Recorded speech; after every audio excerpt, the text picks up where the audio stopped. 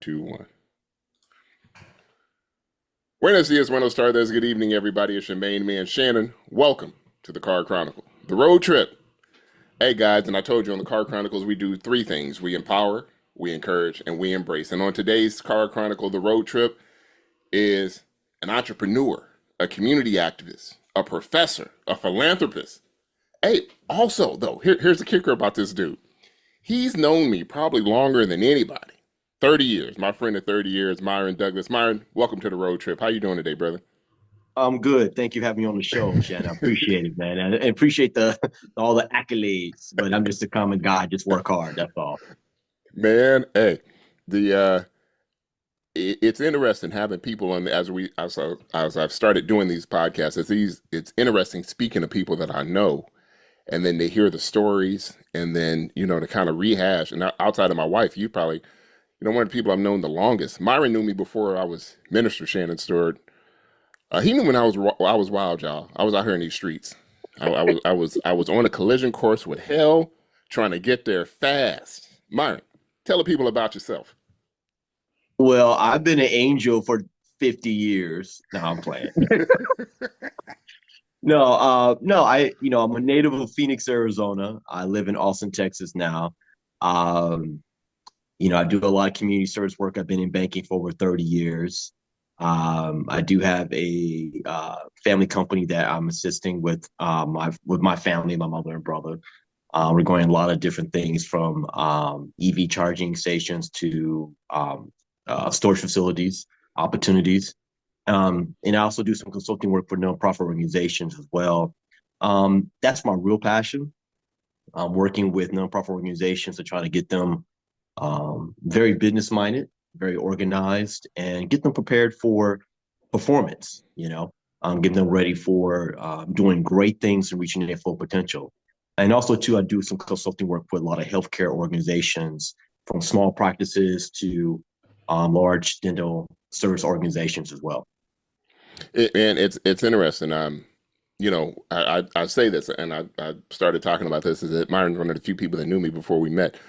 Myron and I met the summer of 1995 at South Mountain Community College in Phoenix, Arizona, on the south side of Phoenix. Now, many of you that are from Phoenix, when I moved out of Compton, Arizona in 1991, people would be like, "Oh man, there's like a hood in Phoenix," and I was like, "Where?" And then I found out that was the south side. But South Mountain College had it was a phenomenal community college, a great atmosphere. Myron, talk to the people about that because, as I talk to people, and even as I talk to young people now about being an outside of the box thinker, Myron was an outside of the box thinker back when we was, 18, 19 years old. And, he Oh, wow. saw things different. Myron, talk to the people about how we met and your time at South Mountain High School, then into South Mountain College. Yeah, so we met.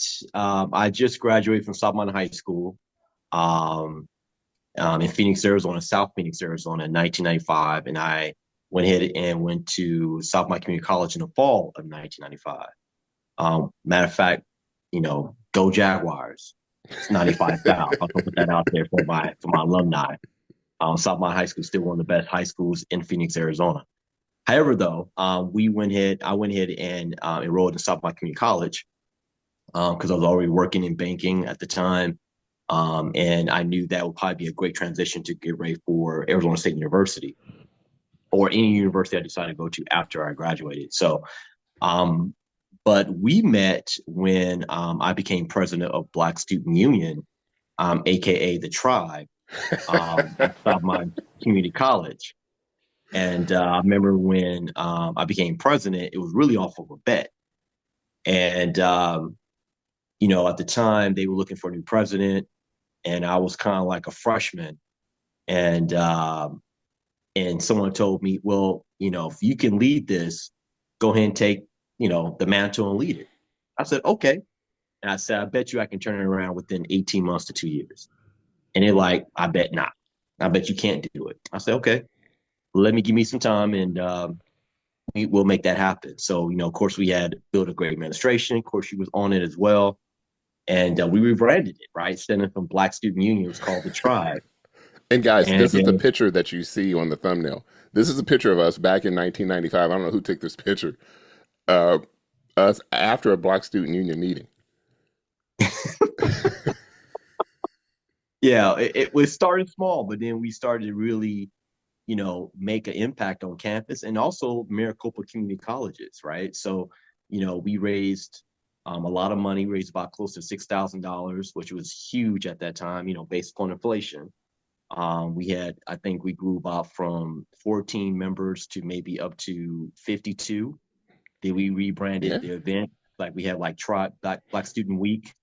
We started working with a lot of the other organizations like Mecha and some other organizations. And then we started to spread into working with Phoenix College, who won their Black Student Union, then Glendale Community College to Mesa Community College. So yeah, so we really And part of that restructured. is Go that, ahead. and I had already left there, and I think you had left the year after, and when I transitioned to ASU, you transitioned the year after, and so Yeah, I forgot until you mentioned that about our relationship with Mecha, and then Glendale and Phoenix College.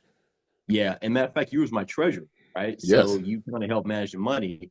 And I said, and to me, I'm very picky about, if I'm running an organization, who's going to manage it, who got the accountability. You had all that already packaged, right? And you was already working for a bank, I believe, as well. yeah, So yeah, so it's kind of like, okay, then we can, they kind of helped me to communicate about what we need to do to raise funds, how to manage a budget.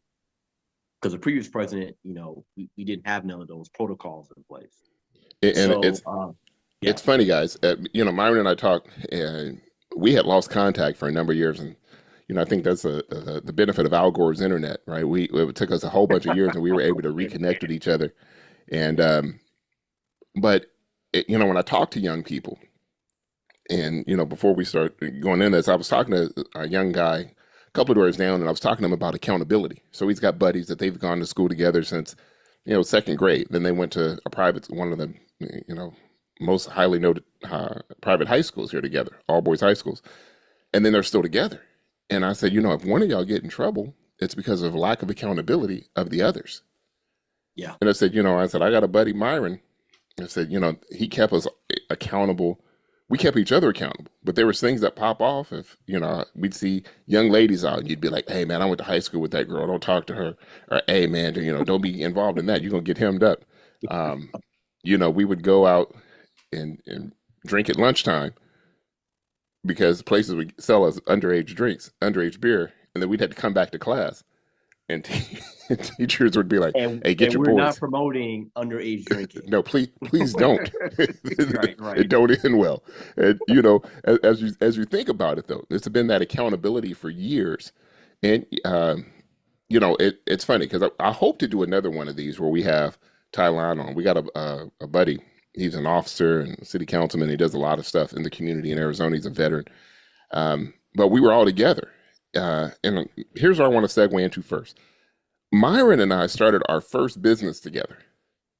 And when people talk about, we were young. I mean, I think by this time I was probably 20. He was 19, and we had this bright idea. We were going to start a business, an event. First, it's supposed to be like a promotion company. Then we were like, no, we can do event promotions. Yeah, And then, I mean, we spent our money sitting in my parents' basement. We had somebody create us a logo, and we start going out, getting relationships built, and we actually had our first event. Somebody actually trusted us, gave us the keys to a facility to do an event. Myron, tell them a bit about that, about how that yeah. worked. Well, yeah. I think we had a very inventor spirit, right? And we had enough of a work experience from a banking perspective and from what we've learned so far in a couple of business classes to start a possible venture, right? And we did the work. We got the logo, we got the name, we registered it, and then we went after it, and we went and sold the idea to a park, amusement park that said, yeah, we'll go ahead and support it. And we was like, what? And so we had the business plan, we had our marketing promotion plan together. I think they were so surprised that we were so well knit as being under 21 that they thought, hey, you guys couldn't do this, but we did it by hand, right? And we worked out your parents' basement, putting it all together, long nights, long conference calls, learning and asking people questions. And to a point where we were like, okay, we did our first one, we raised some money. Then we were like, okay, maybe we can do this into a recording production company, right? And we actually almost got to a point of purchasing a recording studio, Yeah. right? And we had investors, and we had once again upgraded our business plan to be really compatible and competitive for some people to invest and raise capital. That was exciting times. Also, Remember, we had a buddy that he became a DJ out of that. Ron, yeah, yeah, we had yeah, a buddy, guys. He had a bright idea. He wanted to become a DJ, and he became a DJ out of that whole idea of us doing this event. I think we did the first event at like the VFW, yeah, and yeah. I want to say we probably end up clearing like $35, and I think we gave that to Ron, the DJ. But yeah, buy some beer with this man. Right, right, Yeah, we made no money out of that, but it was that right. idea of like, hey, we might be able to do this. We might be able to pull this off if we do this, this, and this. But Yeah. I always talk to people about this also. This is why your circle is so important because it's surrounding yourselves with people that's kind of like that yin and yang. Myron And had skills and abilities that I didn't have. I had skills and abilities that he didn't have, and it worked out. right. And I think we was able to learn to play us each other's strength, right? And also to keep us accountable. But also I think we learned about the lesson that sometimes young people, even with all the technology that they have today, all the resources that we didn't have, we learn the art of grit and Yeah, grind, hard work, right? And even though, we went through that whole process, we got so close to purchasing a $150,000 recording studio, and we were still under 25. It was a great learning lesson business wise, right? I remember I was telling my mom this. My mom was like, "What?" I said, "Yeah, me, Shannon, Tylon, Ron, we were very close to purchasing a $125,000 studio." Once again, this is back in the '90s. That was huge money, yeah. I think it was and we had to. 95, 96, and we made no money, guys. I want to say, I mean, I think uh, we probably made maybe I think I made probably $8 an hour because I was doing Yeah, that work at General Electric at the time. You was working at yeah, Bank of America. I mean, yeah, we were making no money. making no money, and we was almost to a point in having like key investors invest. And I Hmm. remember I think your dad had an attorney or somebody legal looked at the business plan. He was like, "Who paid y'all? Who you pay to get this together?" Like, no, we put it together by hand. Like, what?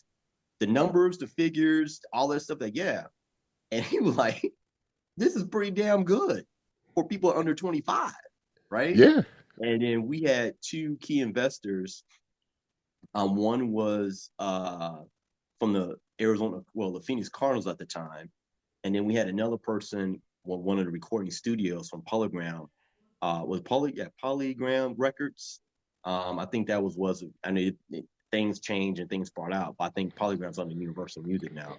yeah. But we It had was, and I think someone, we got him from that yeah, guy. There was a guy that we dealt with that he did gospel music, and I think he made the Brian, connection for us. And yeah, then, made the connection for us, right? So Brian made a connection for us, and I think we was so impressed.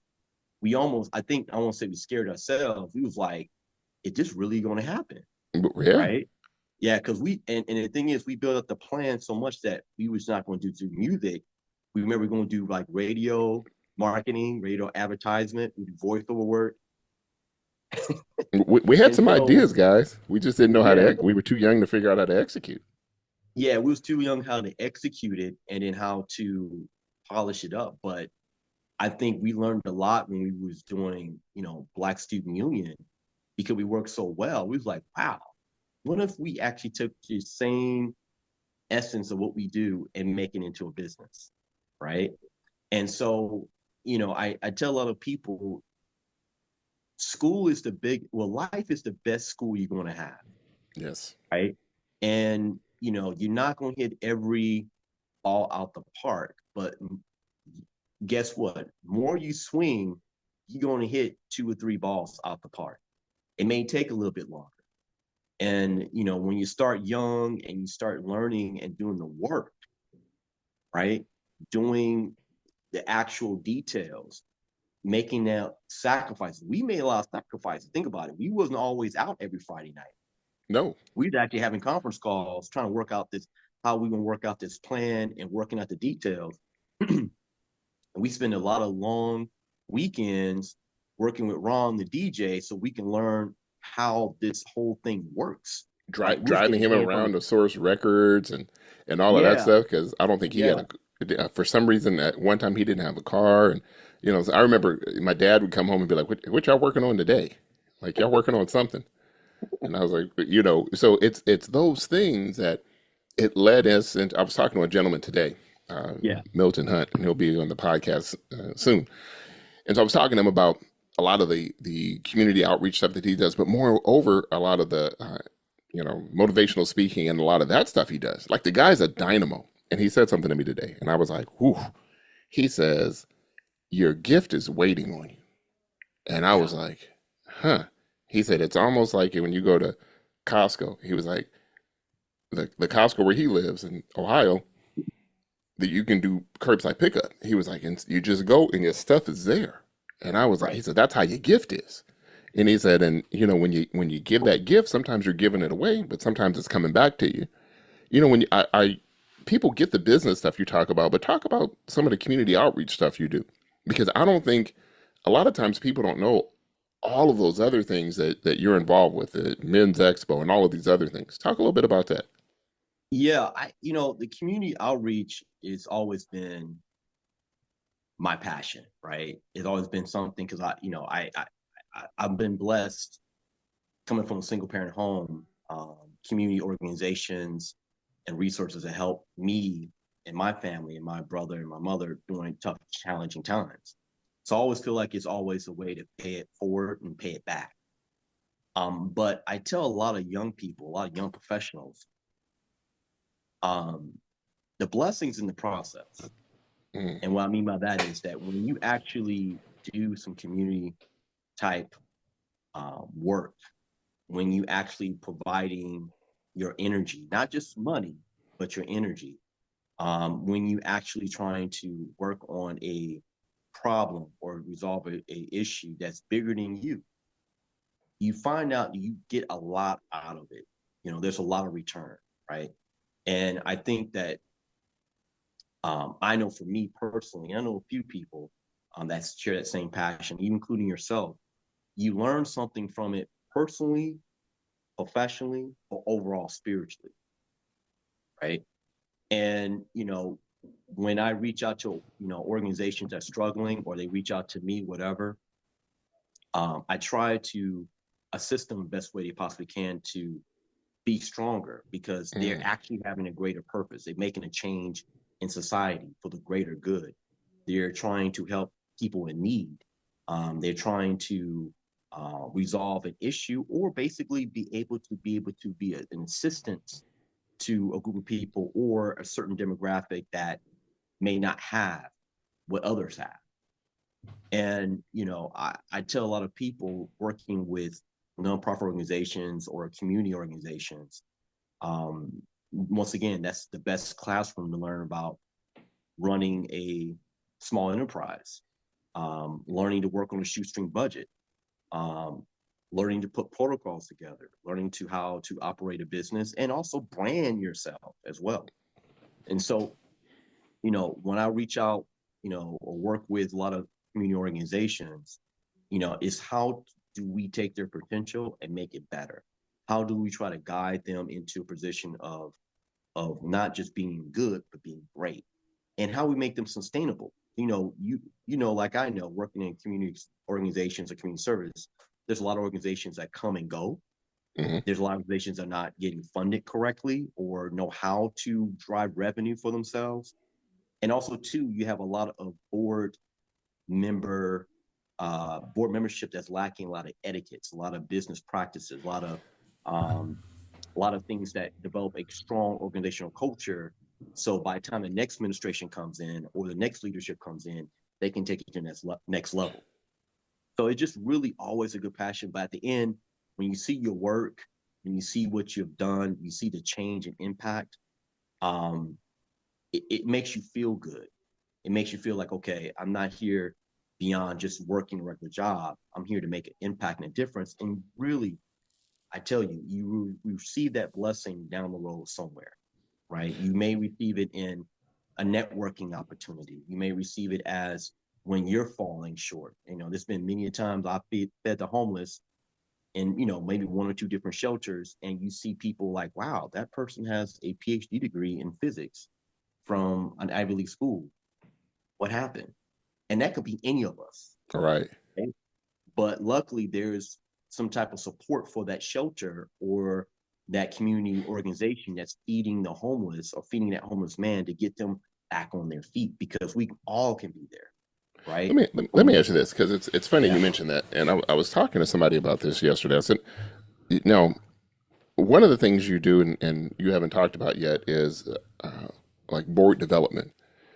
And I was, like, I sit on the board, a few boards. I sit on the board of Mills on Wheels and the YMCA, African American Credit Union Coalition. I run my own nonprofit.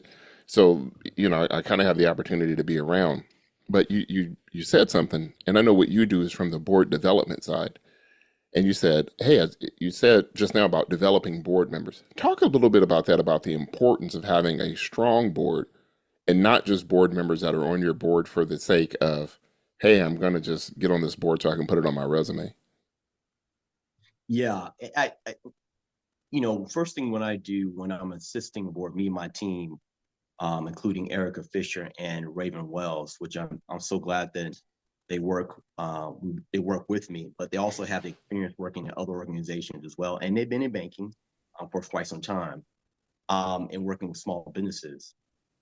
Board membership is very key because sometimes you do have people that are placeholders, and you have some people that have a good heart to do something, but may not be the right person, the right fit for the board, right? Mm, So I tell a lot of times when I'm talking to a community organization or a board, retreat, I always say that, there's a difference between a board member and a volunteer. A board member is more of an ambassador, right? You out there promoting the organization. You being a reflection of what the organization is. You're trying to provide aid and resources from your experiences, from your collective background to support the organization best way possibly can. Then you have more of a advocate. That's someone that may want to help, but may not have the resources, the time, or sometimes maybe not just the ability, but they want to help.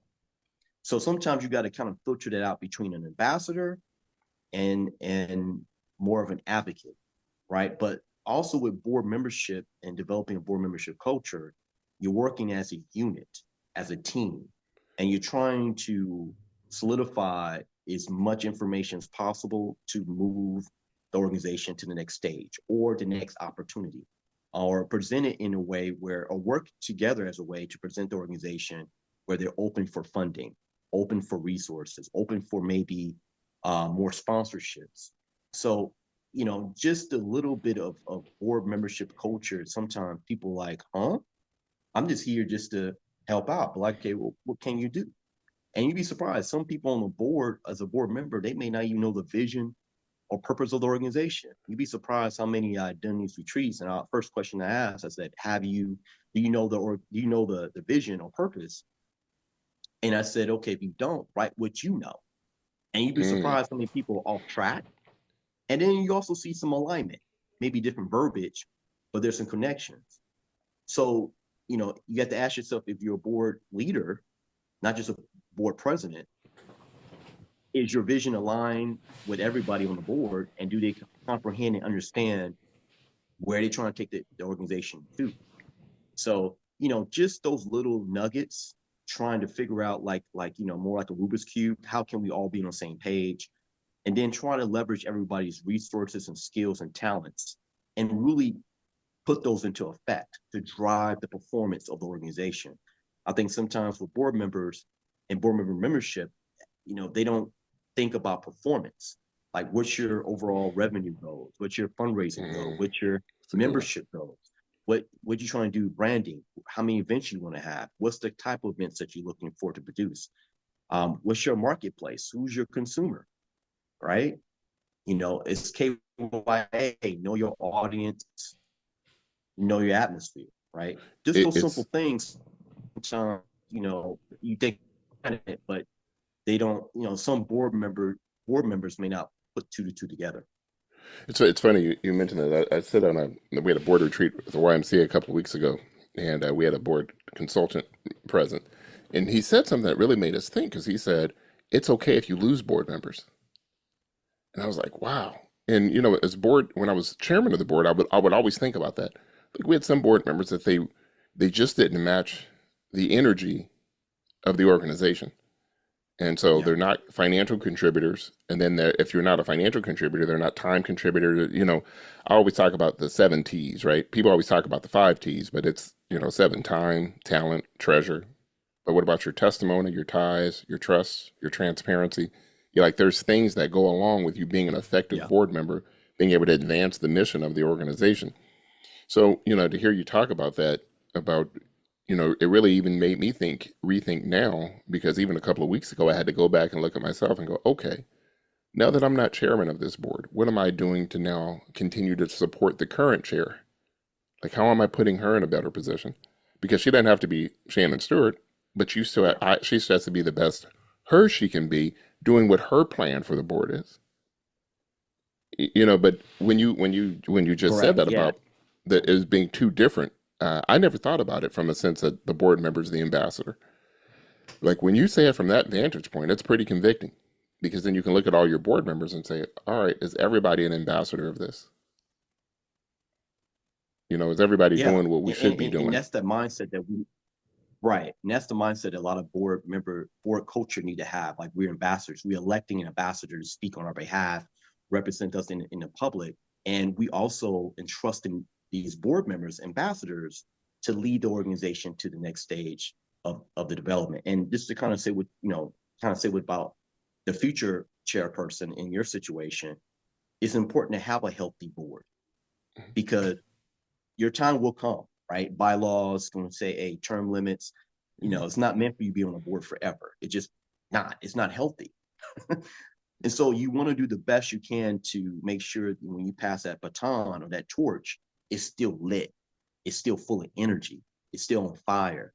And that next person or that next leadership or next board administration can keep that fire burning so it can continue on and still do what it's supposed to do, be a service for the greater good, be a service to the community, be a service to the culture.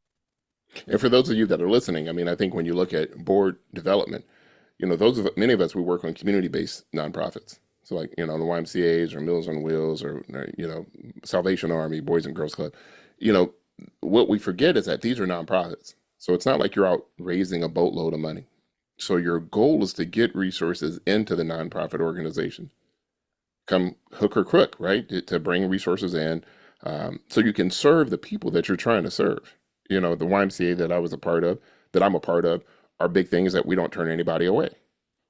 And so if we don't turn anybody away, I have to live that, man. I was at a grocery store a few months ago, and I was talking to a lady, and she was a checkout lady. And I remember talking to her a few months before, but when I talked to her, she had kept checking her cell phone. And she was like, my daughter kept calling. So I asked her, I happened to remember that, and said, hey, how's your daughter doing? And she goes, they changed my hours. I said, oh no. And she goes, so as a result, she can't go and she was like, it cut my hours and I can't send her to gymnastics anymore. And I was like, well, where does she go to gymnastics at? And she was like, at the YMCA. And I was like, boom, I got to fix. I said, well, why did she stop going? And she's like, well, my hours got cut. I can't afford it. And I was like, here's what I need you to do. Tomorrow, I need you to go to the YMCA and say, hey, Shannon Stewart told me to come and see you. I Right. had my hours cut and I can't afford to pay anymore. What can you do to help me? They helped her the same day, right then, immediately. But I live and breathe that. I believe in the organization. I didn't grow up in an environment where there was a YMCA, so I believe in that being available to people that didn't have it, don't have it available to them. Yeah. So to your point, there has to be, you have to have a sense of being an ambassador for the organization that you partner with. Yeah. No, And you'd be surprised. Go ahead. Go ahead. Go no, ahead. go ahead. That I've been saying you'd be surprised how many times I talk to board members or people on board. They it just like a light bulb goes off when you talk about ambassador and advocate, right? Understanding the two, but also it's important to understand that this is a new day and age. You really can't afford to have placeholders on board membership, right? You need people to actually gonna get their hands dirty and work, right? Actually gonna be providing a resource, um, aid, or any type of assistance to move the organization once again forward. So, I remember back in the day when I was on the Carver, George Washington Carver Museum board when I was really young, which is crazy. I consider myself really young. Um, there was a few placeholders, right? And you can tell by the work that they didn't do. And with technology, with AI, social media, way things are moving so fast, you really need to be in the now, right? That mm, means I need people really working. I need people work on challenges and issues. I need people that have the skill set and the talent, but also the will and passion to make a difference, right? And so, I tell a lot of boards, sometimes I do a board retreat. Some of you guys are not going to be here, and that's not a bad wow. thing, right? Because you as a person may not maybe have overextended yourself, or it may not be a good fit, or now you're trying to get to work. You're like, Yeah, but you think it's a right? bad thing from a board leadership perspective. When you have board members leave, you're like, shoot, why'd they leave? Or if you're an executive for the organization, you're like, oh man, how did I run these people off? But Yeah, like you said, sometimes, I once heard somebody say that the exit is just as important as the entrance. Like if people aren't working, you got to get them out. yeah, Now, yeah. when you look at then from the board development piece, how do you then scale that to larger boards? Well, you got to take a look at the overall um, challenges that they're being presented or being faced, right? That's the first thing, right? Because sometimes we have a larger board and a larger in-depth organization. You have to kind of measure, okay, how many people you have there, what they bring to the table, what's everybody individual focus, Mhm. and then take a look at the challenges that you're facing, right? And what I mean by challenges, I mean by the threats and and and and and I guess the threats and also the opportunities that you can resolve these challenges with or these issues with. And sometimes that's where you can kind of see the capacity, right? Like maybe you have too many board members and it's kind of like you're too loud in a very quiet room, right? Or you could be in a very large crowd and you just do a whisper. So Yeah, you got to kind of figure out, what's the right mechanism regarding board efficiencies, board, and the board, how in depth the board is, and then once again look at your threats and opportunities down the road and see how you can mask that. And and working from the healthcare industry, and working from my 30 years in banking as overall working with small businesses and corporations and things of that sort, that's where you really the rubber meets the road, right? Because you can have a big large board and nothing gets done, and right. you have a very small board and it's too much work. So Mm. So it's about finding that right, balance. yeah, you have to find that balance, and so there's a sweet spot, right? So that's why there's nothing wrong saying, hey, we may have to lose a few board members based upon what's going on, but we may have to add some, or you kind of change the description of what type of board member that you need, right? What's the requirement based upon what you guys see as opportunity, or as well as what you guys are facing, right? So think about an organization 30 years ago, back in the 90s, compared to now. It's two different type of landscapes, two different types of platforms, two different types of marketplaces, right? Do you have the right talent and the right amount of people to attack and address the challenges that you're facing or where you want to go, right? And So, guys, I know we're talking a lot about board development, but this is relationship development, outreach development, yeah, anything yeah, that you do. I mean, these principles still remain the same.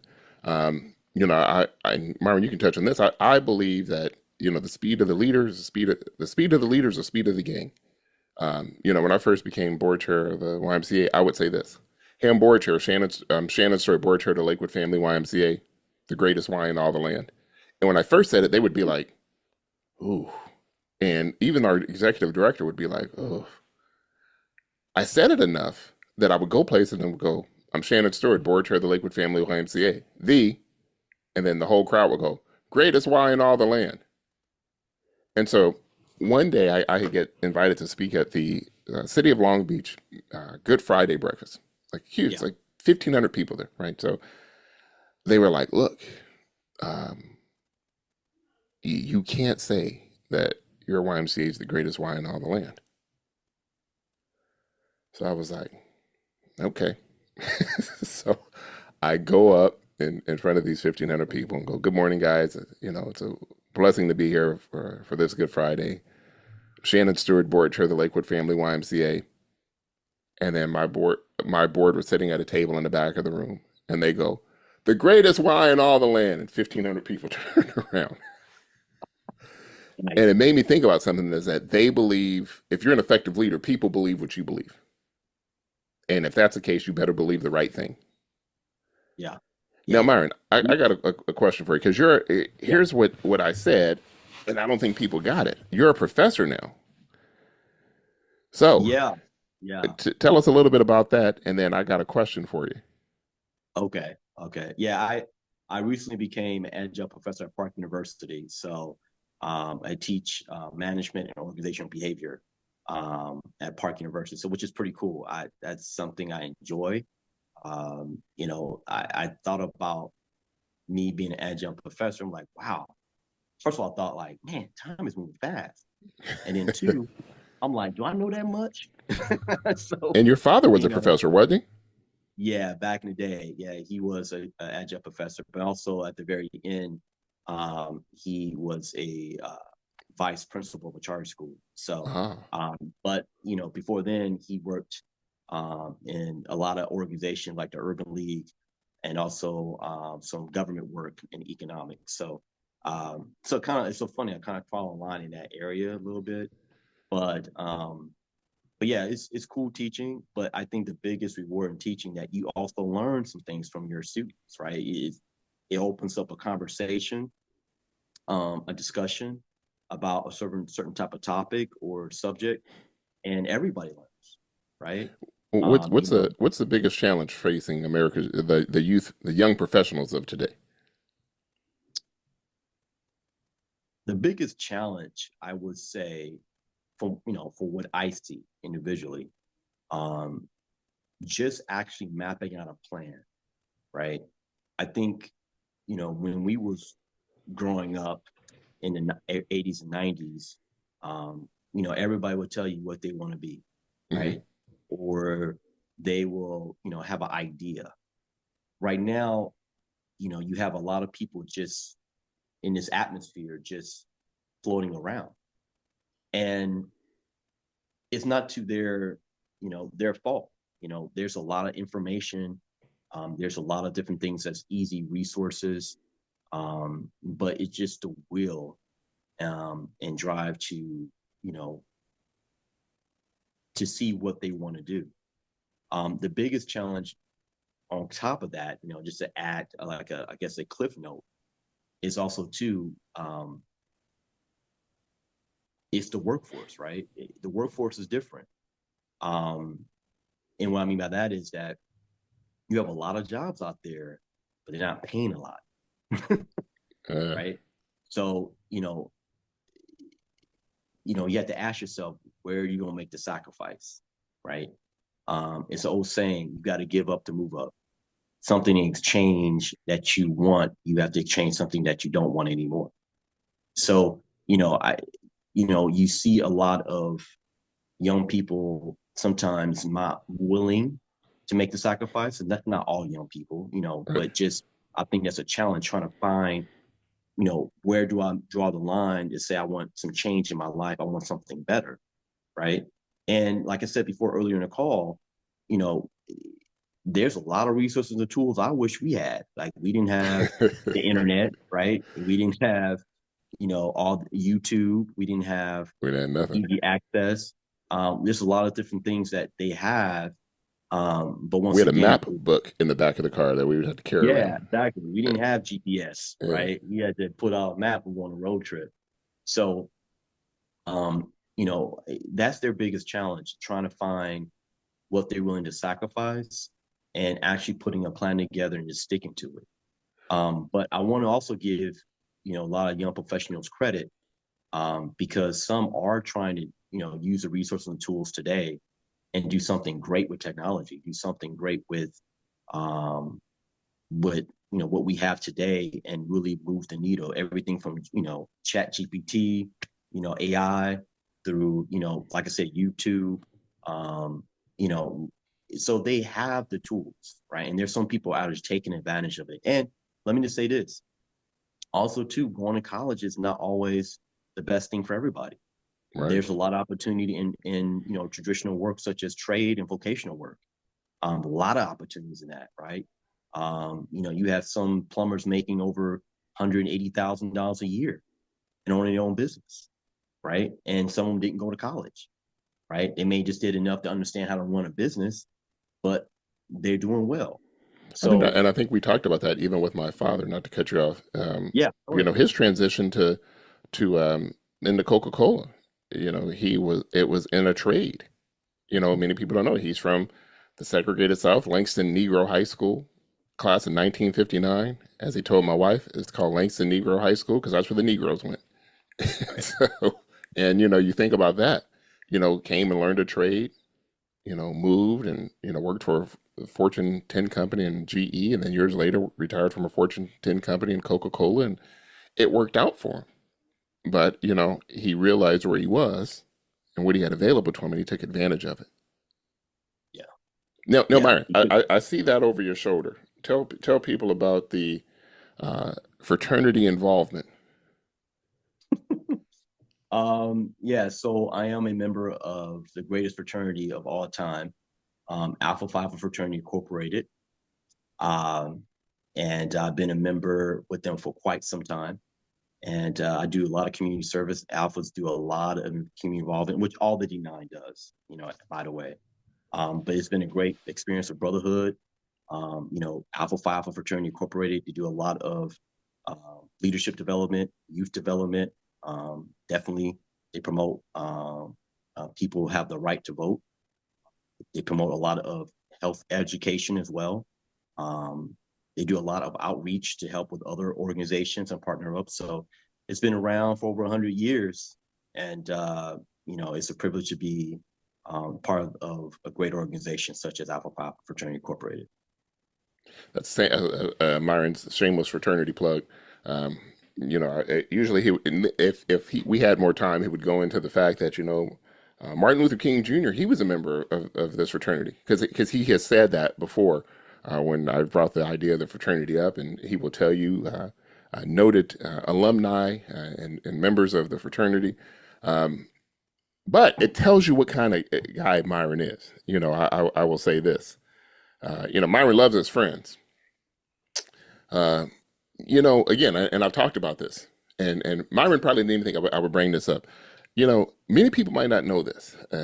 January 28th, 1998, I had to go to jail for a day. I was underage drinking, and they sent me to jail. That's why Myron's laughing.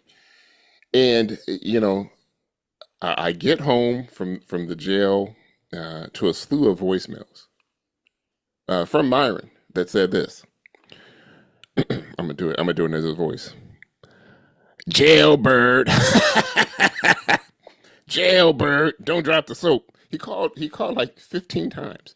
Call me when you get home, so I know you're safe. Call me when you get home, so you know you're safe. It made me think this is the kind of friends you need. At first, I thought if you got friends like this, who needs enemies? But this is what happened to be your own people sometimes. Again, a lapse in judgment that Myron wasn't there, present too. Uh, Myron, with that being said, tell me. I want you to talk to the people about this because when you look at the Myron Douglass 20 years ago or 30 years ago versus the Myron Douglass today, what's changed? I said what's changed is how can I say this? I think what has changed is scope of vision, right? And more involved in a greater purpose, right?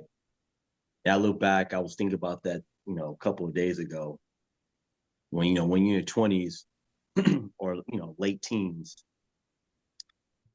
it's a beautiful time because you're learning, right? It's a beautiful time because you're soaking up all of what the world provides for you, right? And learning and experiencing.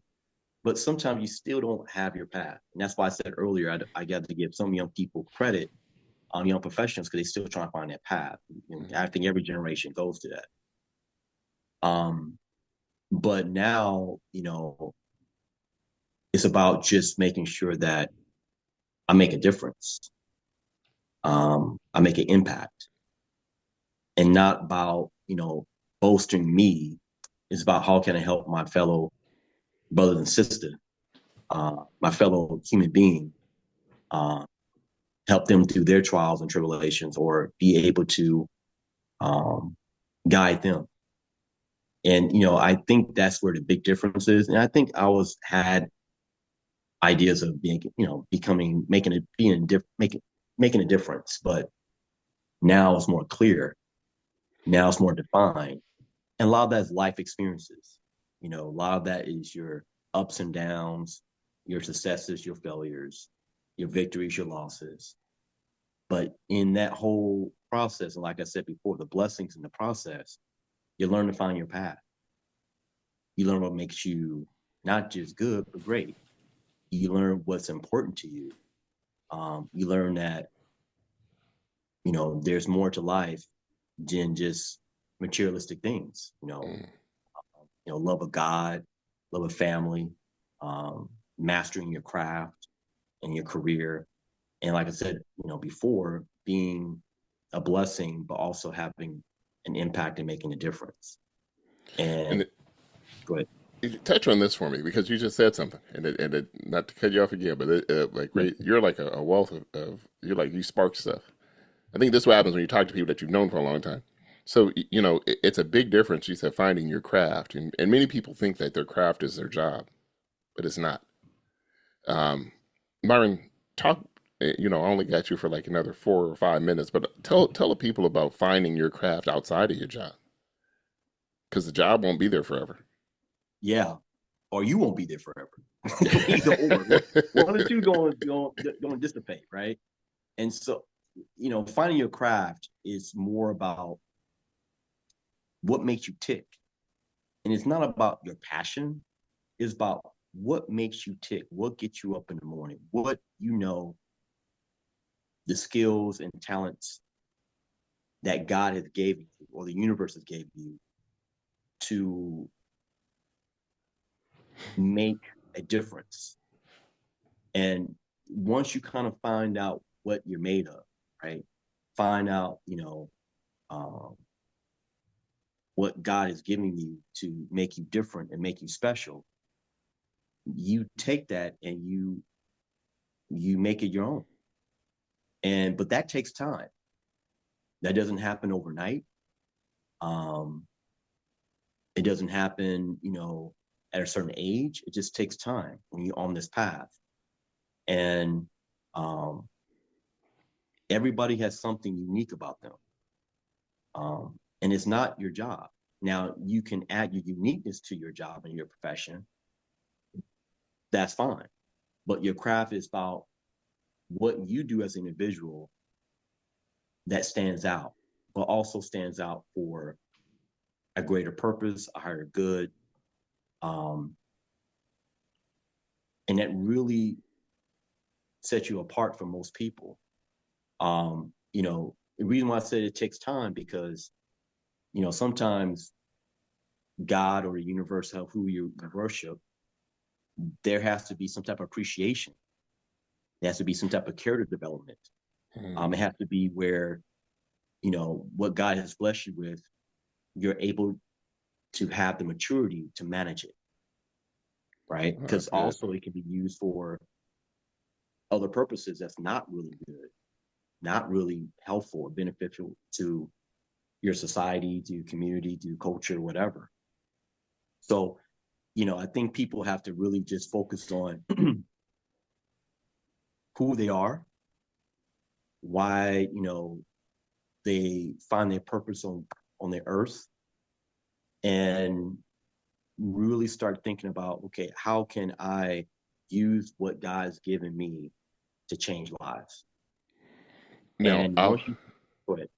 I will wrap up by asking you this: Yeah. what's next for you? I tell you the truth, I do not know. And that's okay, right? Um, I think right now, as I continue on the path and whatever is my next road on this path or next steps, it will reveal itself.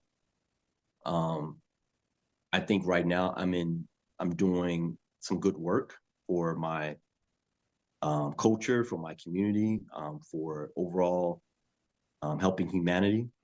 But my next steps, we'll see what happens. Um, long I'm moving forward, long I can wake up every day, and I'm blessed with good health.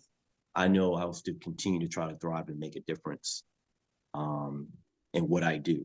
Now, I tell people all the time, people are like, um, do you make a difference every day? Sometimes not. We're not perfect. We make mistakes. We learn from things, whatever.